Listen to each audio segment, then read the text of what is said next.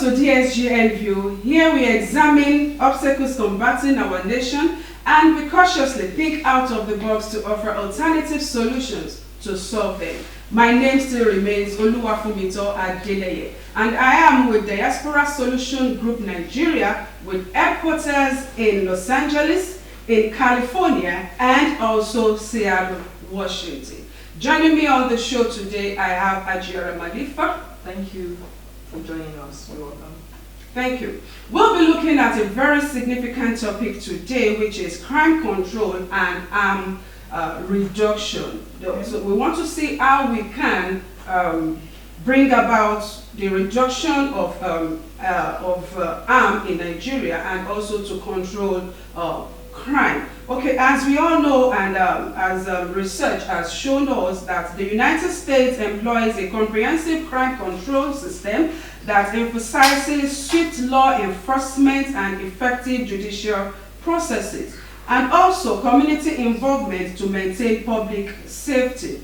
Now, this system is characterized by a strong police presence, advanced forensic technology, and policies aimed at reducing crime rates through prevention and deterrence and also rehabilitation. All right, and we also know that key components including community policing, mandatory sentencing laws, and the use of data-driven approaches like predictive policing and additional inter-agency collaboration, and as well as the protection of constitutional rights are central to this framework in controlling crime in the United States. However, here in Nigeria, we are facing its unique challenges with crime and security.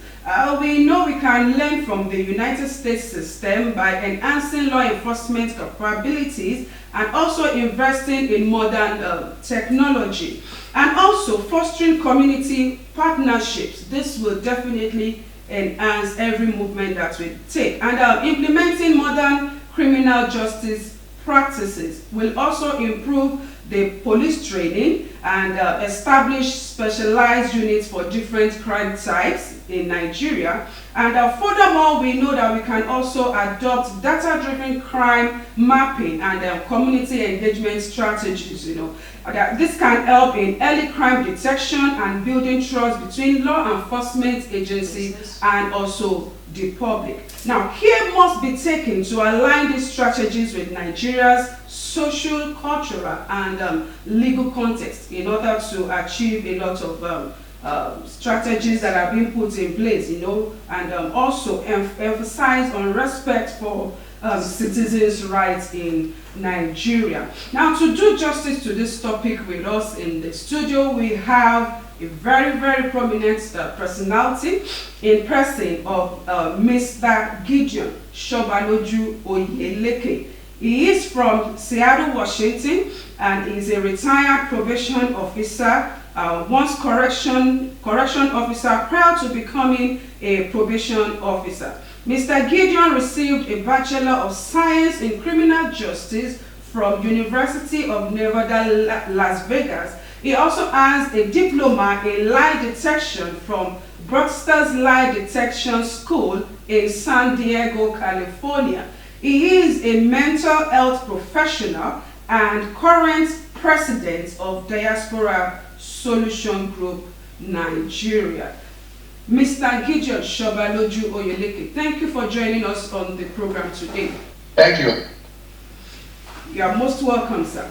All right, sir, I want to start with this question that says, what take can Nigerians have from United States with the crime control system that is being practiced in US, and how can we also utilize the combating crime systems in the US here in Nigeria? Yeah, here in the US, the law enforcement system is really well structured. Okay. We have the federal, state, and local. Okay. On federal, those are the FBI, they handle, they administer the interstate crime The state will have like the highway patrol handle the highways and they administer the criminal justice, I mean the justice system over there. Then you have the city. Every city in the United States have their own police system. Okay. And I think if one of the things that Nigeria needs to do, and they've been talking about establishing a state police, I think it's been quite a while. I think they need to follow through. One good thing in America is because the justice system is swift and certain, which means that if you commit a crime, they'll prosecute you, you're gonna get the punishment. In Nigeria, it's not sure. More or less, I'll say more or less like maybe recreational fishing, catch and release. Okay. You commit a crime, you go to the police station, and some of the crime are not really being prosecuted. Here, crime is committed, the police officer will refer you, they will detain you, refer you to the prosecutor, who will define the probable cause and then refer to the court system. And the court will be the one that makes sure if the punishment is needed. Incarceration, maybe you go to jail.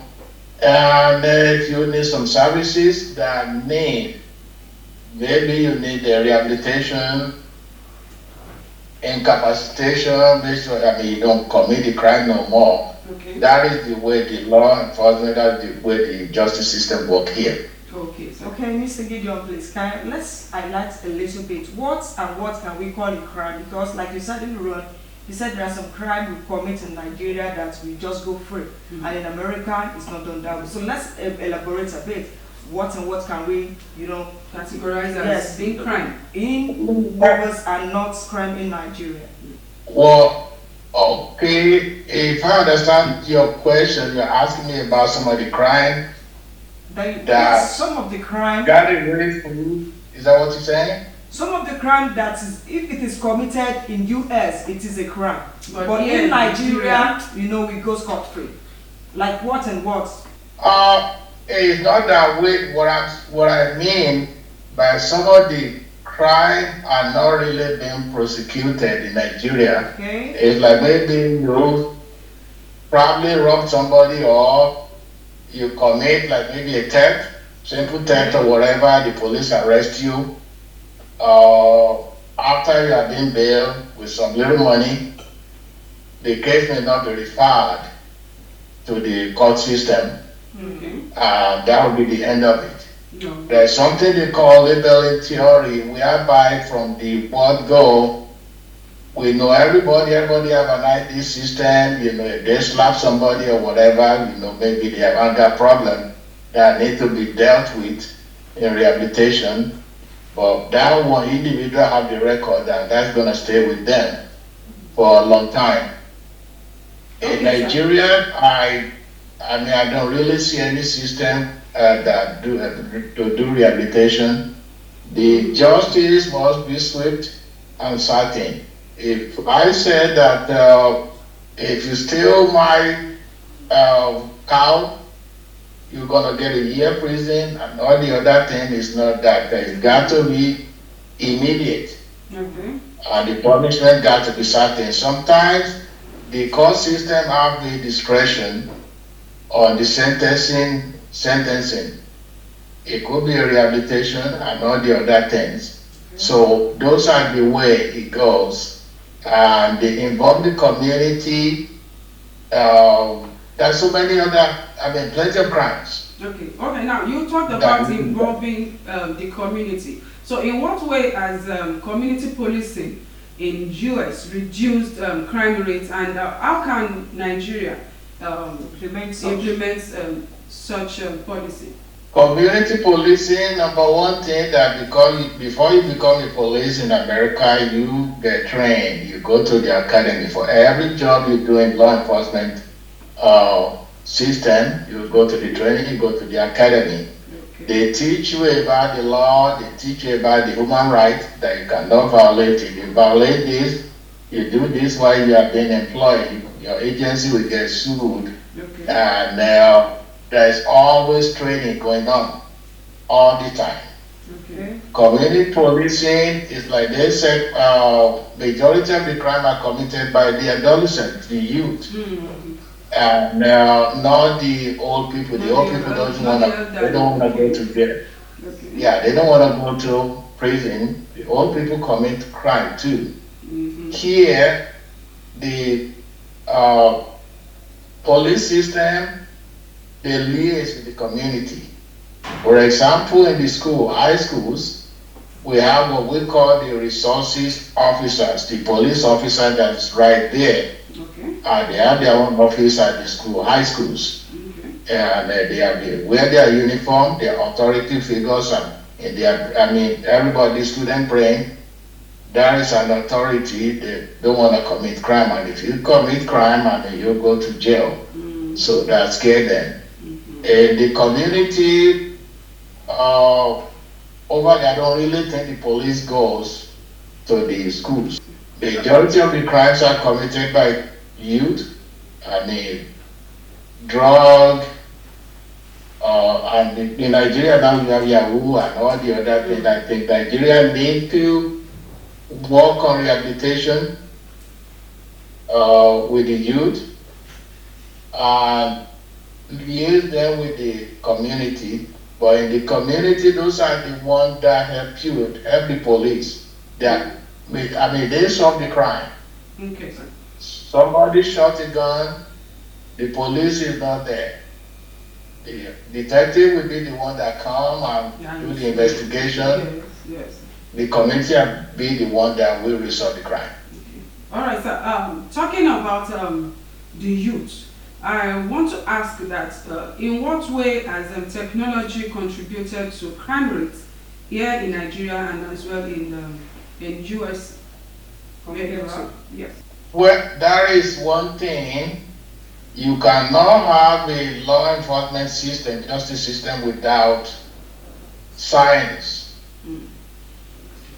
They utilize science a lot, technology a lot. Yes. Like they said, that helped in a whole lot of ways. In the olden days, you have the Nigeria, you have the police, they gave them the club, they throw the club and all the other things. And here, even you go to the extent of the police right now, a lot of them wear the camera that will show the community evidence of the crime. Somebody committing crime. Yeah, you have the light. If you're on the light, you have the camera over there. And in Nigeria, there's the forensic department. Every department has forensic department. Those are the ones that detect crime. They do the investigation and all the handwriting, fingerprint. I know they utilize fingerprint in Nigeria. I think there was a time I went over there. I see the fingerprinting for NIF and all the other things. You have the light, the phone system, the radar. Because people over there, the people. Nigeria, they drink. A lot of them, there are so many accidents caused by drunk driver. Yeah. They don't use no breathalyzer to really do the investigation and all the other things. So technologies contribute a lot and kind of really help the law enforcement people. It's more or less like a shortcut. Communication system, they have the radio, nowadays they have all those kind of things. It's very, very important. I don't see too much of that in Nigeria. So I see a lot of guns, AK-47 and all the other things, so I don't really know, because there was a time when I went over there, we tried to locally find out maybe who stole something. We find out and the chief is in Asaba. The offense was committed, crime was committed in Oshogbo State. Okay. And I was talking to one of the old DPO, ask them if they have any database, APB, or point bulletin, and all those kind of things. They do not really have it. Okay. If somebody commits a crime in Oshogbo, there should be the ID, the database where you can really check them, you find out where they are. You don't have to get the individual. So those are some of the stuff that Nigeria need to look into: forensic, community-based interaction, and they say the police are your friends, and all the other thing. Nigeria, the police are not your friend, and the police need to adjust that. the system needs to be changed. Yes. Okay, thank you, Mr. Gideon. So let me pick this before Punto. We would like to go on a break like we usually did. So how does the U.S. law balance how does U.S. balance the law enforcement between the citizen and their rights? Law enforcement, I think the number one is training. Training, nice. Training, before you become a police or do any kind of a job, in the system you go through, you go through the screening.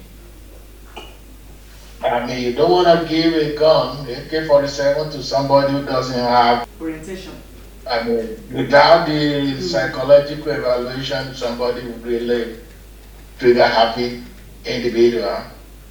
Check their background. Do they have any criminal background and all those kind of things? Are they physically able? Then you said, the academy will teach you the law. Okay. Every police officer must know the law. What are the constitutional rights? What are the fundamental human rights? And all those needs before they put you on the street or before you do the job. Okay. That's the way it works. Yes. All right. So the training is very, very essential in order to, discharge your duty appropriately. Yes, that's a good one. Yeah, the structure. They have a very good structure, like I stated in the past, that we have the federal police. Okay. We have the state police. Okay. Then we have community police, which Nigeria doesn't have. Nigeria needs to really hurry up and get a state police. All right. Thank you, Mr. Gideon. Please stay online. We'll get back to you very soon.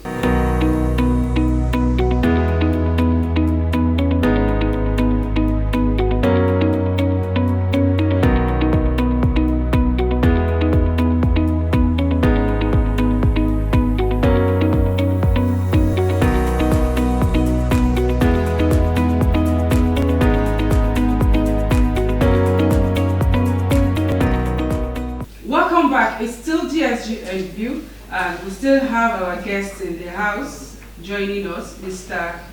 Gideon Oyeleke. All right, Mr. Oyeleke, I want us to wrap up on this note with this question that what are the patterns of crime here in Nigeria and in United States? Well, like the saying, 1% of the population commit 100% of the crime in any community. Okay. The crime here varies,